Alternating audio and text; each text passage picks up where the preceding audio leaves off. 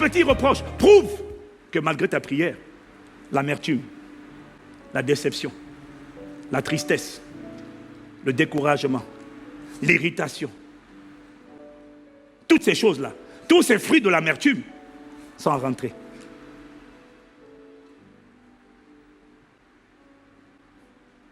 Tu as laissé ce grand tourbillon te voler ta joie. Tout à l'heure, c'était la paix. Mais il m'a dit, tu as laissé la situation, tu as laissé la maladie dérober ta joie. Et l'amertume s'est faufilée. Et quand l'amertume s'est faufilée, elle a produit des plantes. Ce sont ces plantes qu'elle a produites là, qui de l'intérieur font un travail de démolition de ton cœur et de ton corps. J'ai tué pour rien, c'est toi qui n'as pas veillé. Ma femme me racontait l'histoire d'un chirurgien à Saint-Maur. Le chirurgien racontait à une de ses employées, une femme qu'il a reçue, femme qui est une fille unique. Cette femme a donné naissance à une seule fille. Donc, elle aussi fille unique.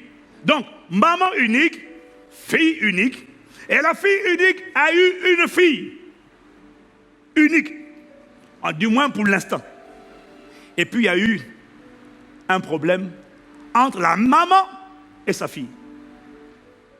Et la fille a dit à sa mère, à partir d'aujourd'hui, tu n'es plus ma mère. À partir d'aujourd'hui, non seulement tu n'es plus ma mère, mais tu ne verras plus jamais ma fille. Je n'ai plus ta fille, puisque tu n'es plus sa mamie. La fille a été odieuse envers sa mère. Et quand la fille a parlé comme ça à sa mère, la mère a senti une douleur dans l'estomac. Ah, ma fille! Quelques mois après, on lui a diagnostiqué un cancer de l'estomac. Alors dis-moi, ça c'est une histoire vraie, ici en Île-de-France. Dis-moi, qui est responsable de ce cancer de l'estomac? L'amertume. Enfanter l'aigreur. Enfanter la tristesse. Enfanter des douleurs intérieures. L'amertume te démolit de l'intérieur. L'amertume vole ta joie.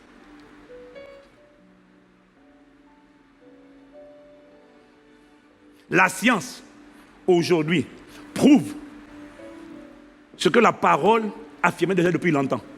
C'est qu'il y a un rapport très étroit entre l'état de ton âme et l'état de ton corps. On le savait.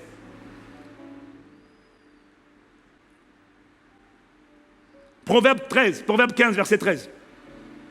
Un cœur joyeux rend le visage aimable. Mais quand le cœur est triste, l'esprit est abattu. Un cœur joyeux rend le visage aimable. Ça veut dire que l'état du visage, l'état du cœur, va déteindre sur le visage.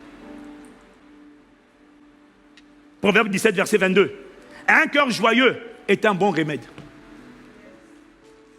Mais un esprit abattu dessèche les os.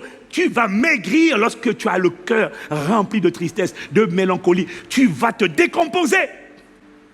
Mais un cœur joyeux est un bon remède. La version anglaise dit a merry heart is a good medicine. Le mot hébreu de remède, ça veut simplement dire guérison. Mais c'est ce que les médecins disent. Ils te disent que dans un cancer, il y a 80% au moins de part émotive, de gestion des émotions. Cancer du foie, cancer des poumons. Tu me dis, ouais, le rapport avec les émotions. Mais il faut se détester. Il faut avoir de soi une piètre image pour boire sans cesse. Parce que le Proverbe 31 dit, donnez de l'alcool à ceux qui ont l'amertume dans l'âme. Quelqu'un qui fume, il boit. Mais il a une mauvaise estime de lui-même. Ses émotions sont en piteux état. Il ne s'aime pas. Voilà pourquoi il est en train de détruire son corps. Et c'est ça qui l'amène à la maladie. Mais donc, ce sont les émotions. Parce que quand tu t'aimes, et que tu es en paix, et que tu as la joie, et que tu as l'amour, tu as la foi, tu as la douceur, tu ne prends pas de cigarettes, tu ne prends pas de l'alcool pour t'enivrer. Non, non et non.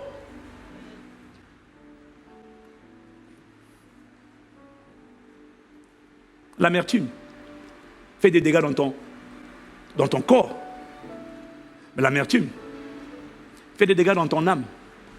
Je l'ai dit, la déception, l'aigreur, toutes ces choses détruisent ton comportement, elles affectent ton attitude, elles affectent tes relations, elles affectent ta santé. C'est l'amertume qui pousse quelqu'un à se droguer, à se saouler, à fréquenter les gangs, à être violent. Parce que dans l'amertume, il y a la colère, il y a l'irritabilité.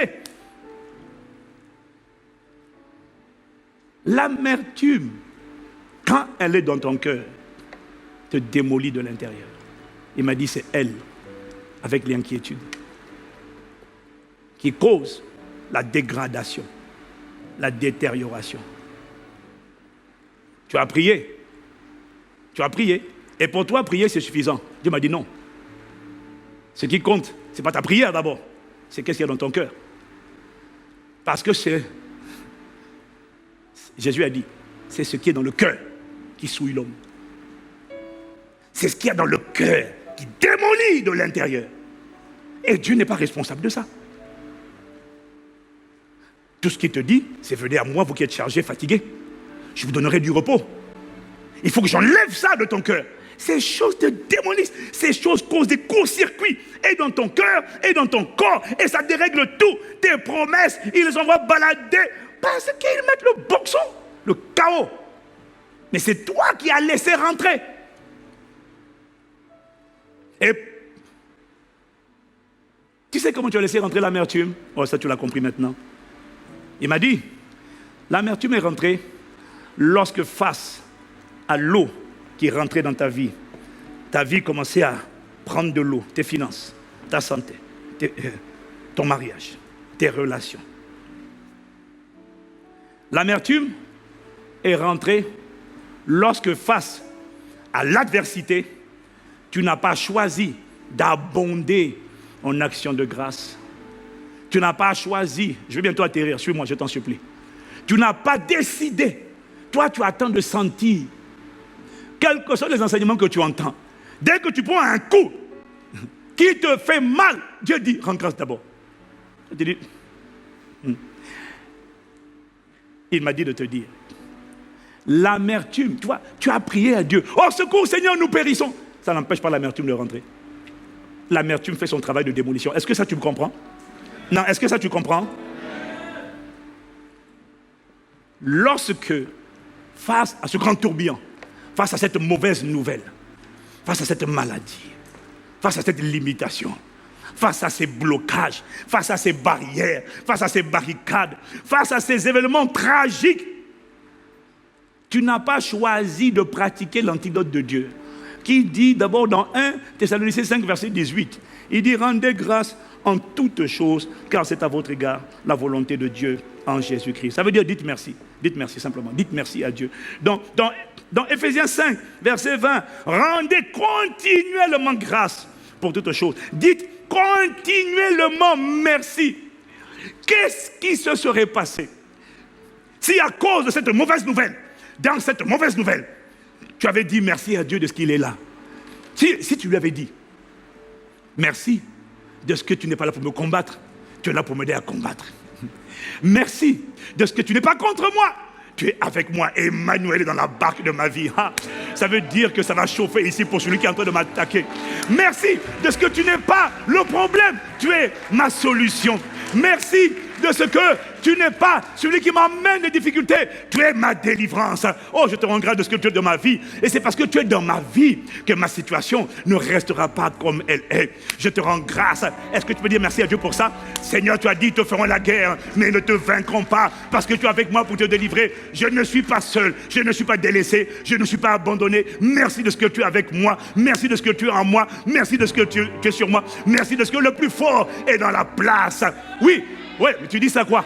Tu viens de perdre un enfant? Oui. Tu viens de perdre un proche? Oui. Tu viens d'apprendre une mauvaise nouvelle? Oui. Tu dis merci de ce que je ne suis pas délaissé. Je ne suis pas abandonné. Tu es toujours sur le trône. Alléluia. Merci pour ta présence. Merci pour tes compassions. Elles ne sont pas épuisées. Tu les renouvelles chaque matin. Chaque matin. Chaque matin. Combien Dieu est grand. Chantons-le combien. Dieu est bon maintenant. Dieu est bon. et tous verront combien Dieu est bon. Malecito camalarea, l'emrosi que lama, combien tu es bon en tout temps. Je bénirai le Seigneur en tout temps et sa louange sera toujours, pas de temps en temps, non, toujours dans ma bouche. Si tu avais fait ça, malgré l'eau qui rentre, si tu avais fait ça, c'est ce qui serait passé. L'amertume aurait été virée de ton cœur et la joie indescriptible et pleine de gloire serait venue remplir ton cœur. Ah oui, parce que l'action de grâce est ce qui permet d'enfanter l'amour et la joie et te rendre capable de traverser n'importe quelle tribulation, souffrance, adversité, épreuve dans la joie. Parce que ton cœur doit rester dans la joie. Parce que l'amertume va te démolir de l'intérieur. Voilà pourquoi il dit, je vous en supplie, réjouissez-vous dans le Seigneur. Je vous le répète, réjouissez-vous, réjouissez-vous. Ne laissez pas l'amertume. Si vous laissez l'amertume, c'est un poison. Elle va tout démolir. Et le cœur et l'âme. Le problème, c'est que le corps et le cœur. Le problème, c'est que le cœur, c'est l'âme. Oh, bien-aimé, il a dit, ta prospérité dans la vie dépendra toujours de la prospérité de ton âme. Si ton âme est amère, c'est fini. Il n'y a rien qui va sortir de ta vie. Gardez la joie, gardez la joie, gardez la joie. Comment on garde la joie? On rend grâce. Et quand on rend grâce, l'amertume, cette place est repoussée plutôt. Elle est repoussée. Et la joie de Dieu, c'est ce qu'on appelle la joie indescriptible et pleine de gloire. La joie incommensurable. Elle n'a pas d'explication. C'est pour ça qu'on l'appelle la joie du Seigneur. Et la Bible dit que la joie du Seigneur sera votre force. Pas la joie des bonnes nouvelles, pas la joie du monde. Non, la joie du Seigneur. Dieu est toujours dans la joie. Dieu n'est jamais dans la dépression. Dieu n'est jamais amer. Dieu est toujours dans la joie. Quand tu veux attirer sa présence, il faut être dans la joie. Oh, palero, c'est malado. Et comment on fait pour être dans la joie quand on n'a rien de joyeux? On rend grâce à Dieu, on chante des cantiques. On chante des cantiques. Quand on chante des cantiques, tu vas rarement voir quelqu'un qui est en mauvais état, qui va mal, même les païens, même les incroyants. Quand tu mets une chanson et que tu commences à chanter la chanson a une vertu terrible de prendre ce qui t'attristait, sauf si tu mets des chansons de mélancolie, évidemment. Mais si tu mets des chansons de joie, des chansons de célébration, la chanson, c'est la musicothérapie. En fait, par la musique, là, tu vois, ça vient prendre ton âme, ça vient alléger ton âme de choses. Machin. Et puis, c'est pour ça qu'il faut baigner dans l'adoration, il faut baigner dans la prière, il faut baigner dans l'adoration prophétique, dans le chant, dans la contemplation. Malaisa de tout mon être, alors j'élève un chant. Dieu, Dieu, Dieu, Dieu, Dieu tout-puissant, Dieu tout-puissant, que tu es.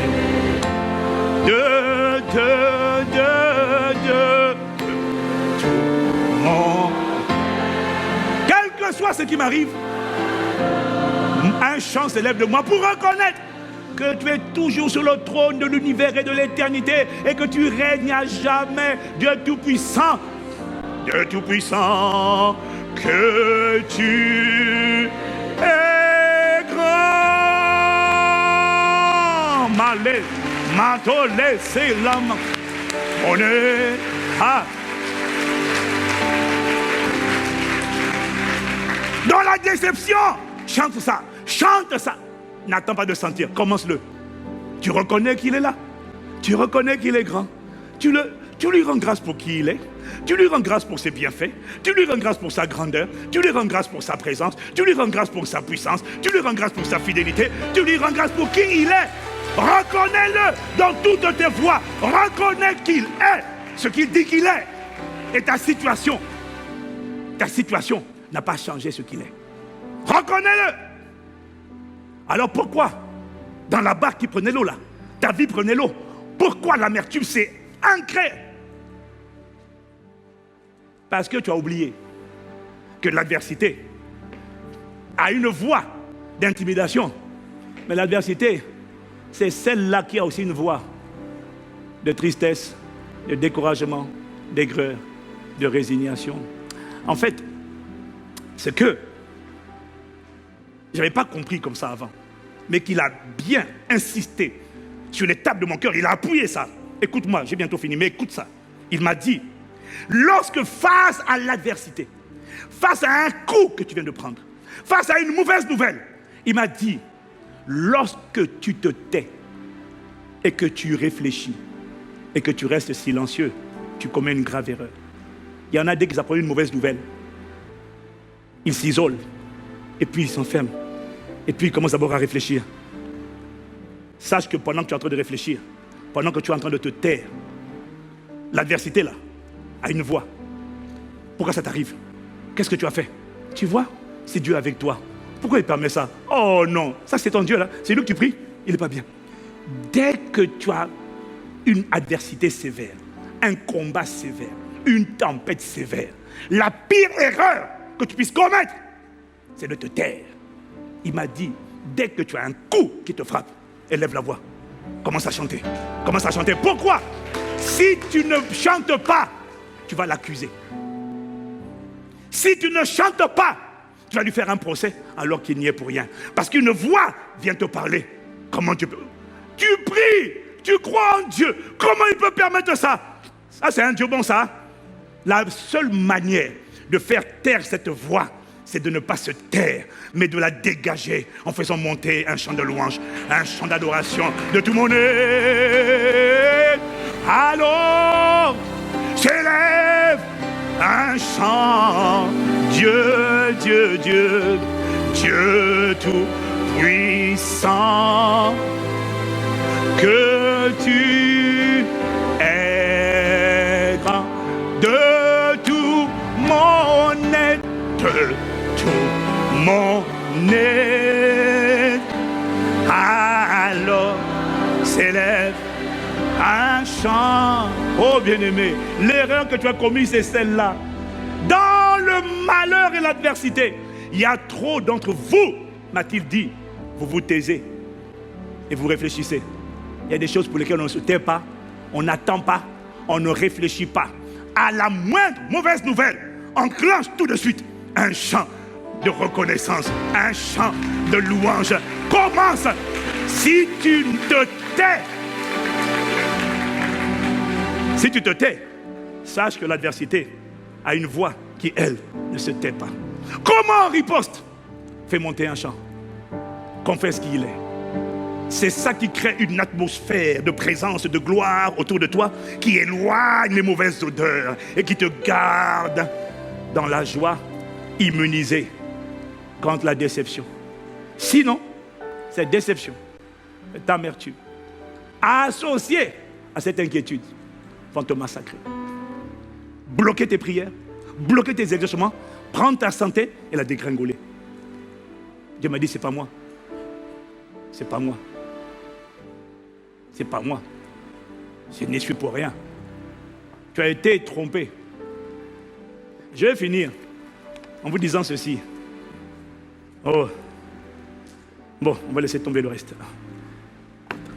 C'est tellement subtil que plusieurs d'entre nous, l'amertume, tu t'en es pas rendu compte, a affecté ta relation avec Dieu. Ton adoration. Il y a des gens, tu pries, tu veux prier comme le pasteur Ivan, tu veux adorer comme le pasteur Ivan. Mais quand tu chantes, c'est sec, c'est vide. Parce que tu sais, quand quelqu'un est connecté au trône, ça se sait. Non, tu n'as pas dit amen. Quand quelqu'un est connecté et qu'il prie, il adore, sous l'inspiration de l'esprit, ça se sent. Il n'a pas besoin de faire beaucoup d'efforts. On sent juste qu'il y a des fleuves. Il y a une source en moi. Il y a une source en moi qui jaillit dans mon âme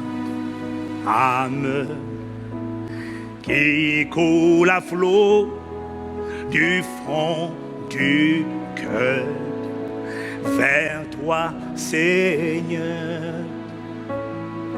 Il y a une source à l'intérieur de moi. Il y a une source en moi. Il y a une source en moi qui jaillit dans mon âme. Ça coule à l'intérieur. Qui coule à flot du fond du cœur vers toi, Seigneur. C'est un fleuve de louange et oh, pas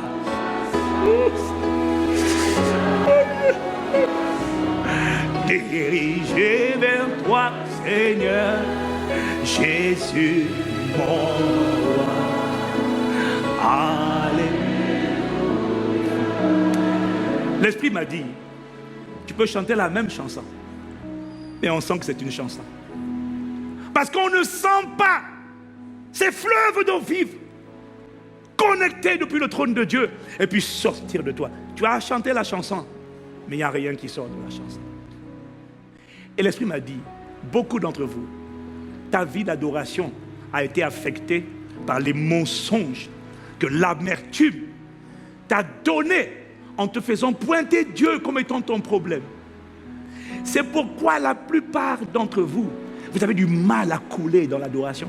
Pasteur, j'aime bien, j'arrive pas. Regarde ton cœur. N'y a-t-il pas une déception, une aigreur, une tristesse, une mélancolie, quelque chose, une irritation, quelque chose que tu reproches à Dieu, tu n'oses pas lui dire, mais c'est là. Et il me dit, comment peux-tu? Parce que l'adoration, c'est la contemplation. Comment peux-tu contempler quelqu'un à qui tu fais des reproches? Comment peux-tu à la fois me contempler et en même temps avoir un grief contre moi? Tu pries parce que tu n'as pas le choix. Tu sais que tu n'as pas d'autre alternative. À qui irais-tu? Je suis le seul à avoir la vie éternelle. Tu pries, mais tu viens dans ma présence blessé parce que tu n'as pas vomi la déception, les déceptions de ta vie. Tu n'as pas appliqué mon antidote. Si tu avais appris à rendre grâce, ces poisons allaient sortir de toi progressivement. Ces mensonges allaient être renversés de toi en toi. Et tu allais avoir de moi le portrait de la vérité. Je suis de ton côté. Je suis venu t'aider à combattre. Pas te combattre, mais combattre avec toi. Pas contre toi, mais avec toi. Pas ton problème, mais ta solution. Pas ta frustration, mais ta délivrance. Mais comment peux-tu m'adorer, me contempler, alors qu'à l'intérieur de toi? Parce que tant que tu ne le contemples pas, tu ne peux pas l'adorer. Tant que tu ne le contemples pas, les fleuves ne sont pas relâchés. Alors, ce peuple m'honore des lèvres, mais son cœur est éloigné de moi. Et ça se sent. Tu rames quand tu conduis la prière. Tu rames quand tu essaies de prier. Parce que ton cœur n'a pas rencontré son cœur. Parce que l'amertume t'a dit, ne le regarde pas, il est méchant. Et tu as cru ça. Et c'est pas Dieu le problème, c'est toi. L'amertume t'a trompé.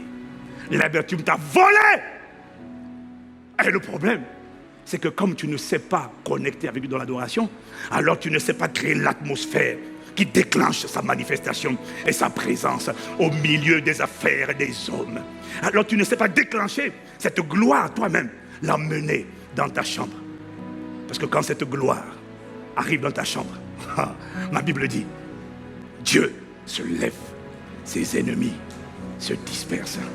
Quand il atterrit, tu peux être dans une prison. Tu peux être dans une prison. Qu'importe, quand cette gloire arrive dans la prison, elle chamboule tout. Elle libère non seulement toi, elle libère les otages, elle libère les prisonniers, tes frères, tes soeurs, ton père, ta mère, tes oncles bien-aimés. Tu te rends compte que tu tiens par toi le salut de tellement de gens. Mais l'amertume a empêché Dieu de se déployer à travers toi, manifester sa gloire. Parce que l'amertume t'empêche de devenir un véritable adorateur. Waouh! Malésa, c'est un fleuve de louange et d'adoration et d'ado. Les chants restés. Très vers toi, Seigneur Jésus, mon. Est-ce que tu peux faire le chantre, toi qui es là avec moi, connecté au son de ma voix, là, dans cette salle? C'est un fleuve de louange. Plus fort, plus fort, plus fort. Ange et d'adoration. Ma femme, viens prendre le micro. Viens prendre le micro. Dirigé vers toi, Seigneur Jésus, mon roi. Alléluia. Mika, viens prendre le micro. C'est un fleuve de louange. Oh, Alézika. Et d'adoration dirigée vers toi, Seigneur Jésus, mon roi. Alléluia. C'est un fleuve. Oh, donne de la voix. Est-ce que tu veux l'adorer? Est-ce que tu veux te reconnecter? Est-ce que tu veux connecter à son cœur? Et d'adoration dirigée vers toi, Seigneur Jésus, mon roi. Alléluia. C'est de louange. Lève les mains là où tu es. Dans les églises connectées. Guéris maintenant. Guéris maintenant. Guéris maintenant.